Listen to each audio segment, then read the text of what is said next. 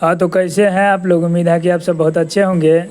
और आज के इस लेक्चर में आज हम लोग क्लास 12th के इंग्लिश का पोइट्री का चैप्टर 5 एन इपिताब पढ़ने वाले हैं।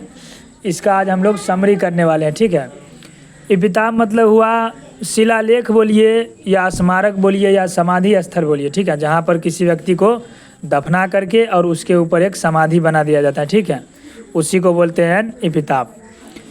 इसके जो लेखक हैं वो वाल्टर डिलामेयर हैं और इस कविता में इन्होंने मानव के ऊपर गुजरने वाले स्वभावों के बारे में इन्होंने बताया है। तो आइए इस चैप्टर का हम लोग समरी पढ़ते हैं। ठीक है, करा an epitaph is a melancholic poem written by Walter de la Mare. यानी कि एन इपिताब जो है ये यानी समाधि लेख जो है यह एक प्रकार का उदासीन कविता है जो किनके द्वारा लिखा गया है, तो वाल्टर डिलामेयर के द्वारा लिखा गया। ठीक है, करा he was an English poet. वो जो थे एक अंग्रेजी कवि थे। Famous for his writing for children. अपने लेख के लिए बहुत ज़्यादा प्रसिद्ध थे और वो जो लेख लिखते थे वो बच्चों के लिए लिखते थे। ठीक है, बच्चों के लिए वे लेख लिखते थे। करा he lost his father at the age of 4। यानी कि इन्होंने अपने पिता को 4 वर्ष की अवस्था में ही क्या किया, खो दिया। And had to move with his family to London. और अपने परिवार के साथ वे लंदन चले गए। ठीक है, करा इन दिस पोयम, इस कविता में he has talked about the passing nature of a human. यानी कि इस कविता में इन्होंने मानव के गुजरने वाले स्वभाव के बारे में, उसकी प्रकृति के बारे में यहाँ पर बताया है। ठीक है, कर the poet is sitting near an epitaph. यानी कि जो कवि हैं वो एक जो समाधि स्थल है उसके नज़दीक बैठे हैं। ठीक है, and that epitaph is of a lady. और वो जो समाधि है वो एक महिला का है। ठीक है, वो समाधि जो है एक महिला की है। Who belongs to the West Country.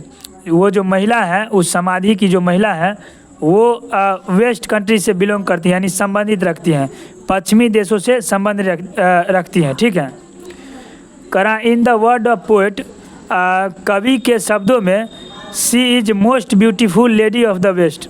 वो जो महिला जो थी वो पश्चिमी देश की सबसे खूबसूरत महिला थी। ठीक है, प्रोबेबली संभवतः ही हैज़ अफेक्शन टुवार्ड्स हर। इसलिए कवि को जो है उसके प्रति क्या है, थोड़ा स्नेह है, लगाव है। ठीक है, but the beauty does not remain for ever. लेकिन जो सुंदरता रहती हैं वो हमेशा के लिए नहीं रहती हैं। ठीक है, टू पास ए डे, एक न एक दिन क्या होती हैं, वो चली जाती हैं। And the same happened with that lady. और वही उस महिला के साथ हुआ, उसकी भी सुंदरता एक दिन चली गई। एंड टुडे, और आज, the poet fears that after his death.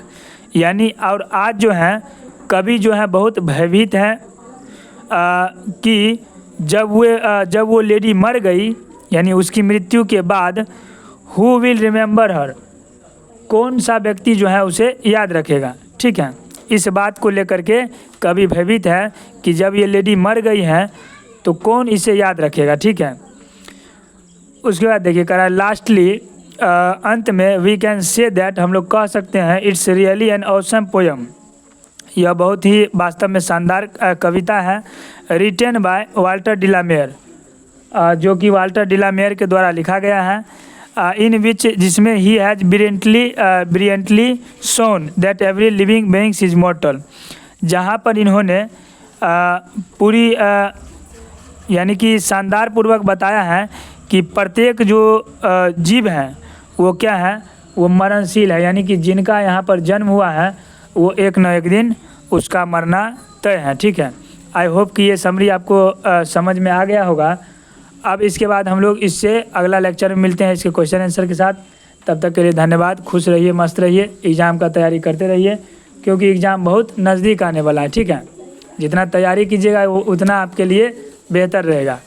और आखिरी में अगर यदि आप हमारे चैनल पर नए हैं तो हमारे चैनल को लाइक सब्सक्राइब ज़रूर करें, क्योंकि आपका एक लाइक सब्सक्राइब हमारे मनोबल को वीडियो बनाने के लिए बढ़ाता है। ठीक है, धन्यवाद।